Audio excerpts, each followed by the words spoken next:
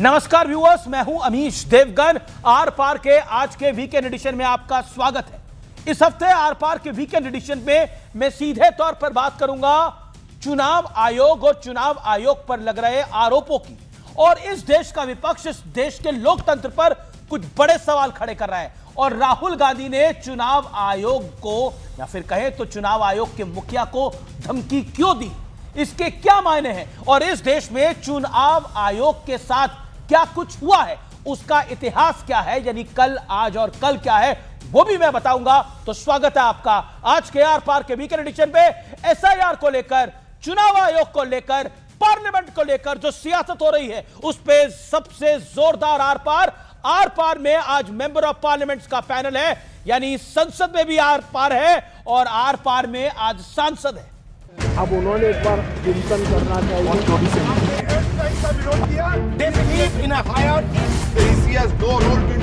SIR का विरोध करोगे तो बिहार की जगह बंगाल और तमिलनाडु में भी साफ।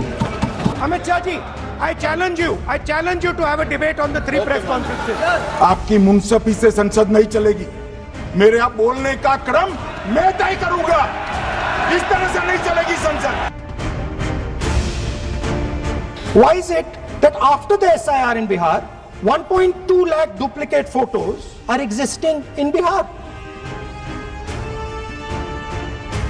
कि चुनाव आयोग के पास कानूनी तौर पर एसआईआर करवाने का कोई औचित्य नहीं। जो लोग मर गए 27 लाख तो उनको रखा जाए क्या? जिनका वोट 2 जगह पाया गया उनको रखा जाए क्या? और जो भारत के नागरिक नहीं हैं, घुसपैठिए हैं, उनको रखा जाए क्या?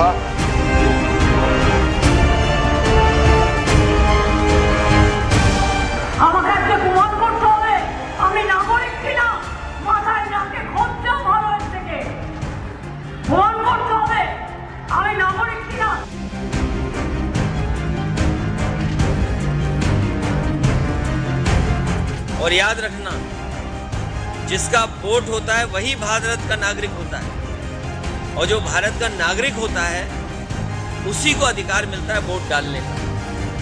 ये सोची समझी रणनीति, साजिश, षड्यंत्र है कि एसआईआर के बहाने ये लोग एनआरसी कर रहे हैं।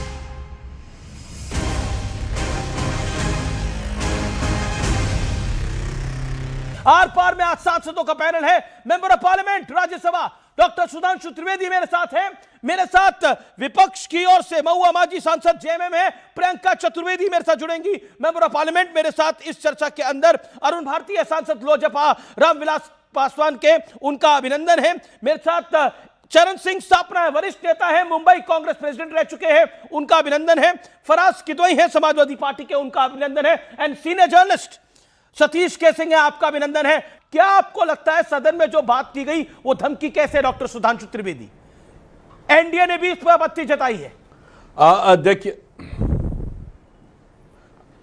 राहुल गांधी जी ने जो स्पीच में एक वाक्य बोला कि लॉ चेंज कर देना चाहिए कि इलेक्शन कमीशन जो चाहे वो न कर सके, ये नहीं कि वो जो कुछ करता रहे। मतलब बहुत साफ कि उन्होंने चुनाव आयोग की स्वायत्तता के बारे में अपनी मंशा साफ कर दी कि वो सरकार का नौकर बन के रहे जैसे बाकी नौकरशाह रहते हैं, जैसे इनके दौरे हुकूमत में जैसे secretary government of India by an executive order appoint होता था, वैसे ही इलेक्शन कमीशन अपॉइंट होता था।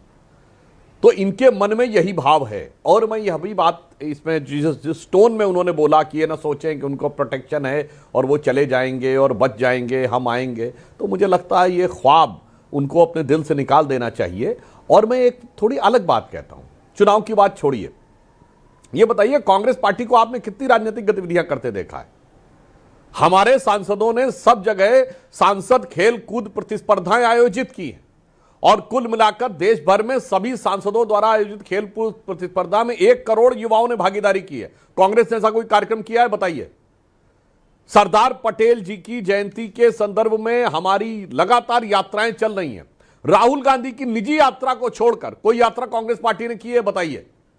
कांग्रेस पार्टी के कितने मंडलवार कार्यकर्ता सम्मेलन, कितने जिलेवार कार्यकर्ता सम्मेलन हुए? मोदी जी के जन्मदिन से गांधी जी की जन्मदिन तक हमने सेवा सप्ताह मनाया था। ऐसे कितने कार्यक्रम करते कांग्रेस को देखा है? मैं बताना चाहता हूं सांसदों का एक दिन का शिविर लगा था, आप सबने वो वीडियो देखा होगा, प्रधानमंत्री जी पीछे जाके बैठे, उन्होंने कहा सब सांसद अपनी अपनी बात बोले, फिर ग्रुप्स बनाए गए कि उन ग्रुप्स में बैठकर अपनी अपनी विषय रखिए। ऐसा कोई कार्यक्रम होते देखा? बताइए ना भाई, आप कोई पॉलिटिकल एक्टिविटी होते हुए देख रहे हैं? नहीं। कोई पॉलिटिकल काम कर रहे हैं? नहीं। जनाधार बनाने का कोई कार्य कर रहे हैं? नहीं। कोई पन्ना प्रमुख, मंडल अध्यक्ष, बूथ लेवल एजेंट कुछ बनाए हैं? नहीं। अब मैं पूछना चाहता हूं, अभी भी सापरा साहब, अभी बिहार के चुनाव परिणाम आए 45 दिन नहीं हुए हैं।